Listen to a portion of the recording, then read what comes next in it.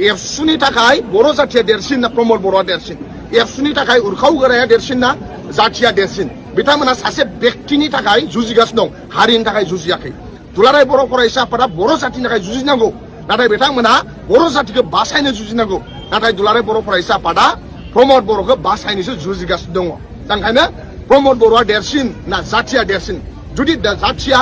देरसिनब्ला BTC बासायनायनि सार्थआव बिपिएफखौ support होनांगौ आरो जुदि जाथिनिफ्राय प्रमद बर'आ देरसिनब्ला बिथांमोना इउपिपिएलखौ सापर्ट होनो नांगौ प्रमद बर'खौ सापर्ट हो ओंखायनो आंनि सोंथिया नोंथांमोननि चेनेलनि गेजेरजों दुलाराय बर' फरायसा आफादाव बेनोल' जाथिया देरसिन ना प्रमद बर'आ देरसिन जुदि जाथिया देरसिनब्ला बिटिसि बासायनायनि सार्थआव दुलाराय बर' फरायसा आफादा बिपिएफखौ सापर्ट होनांगौ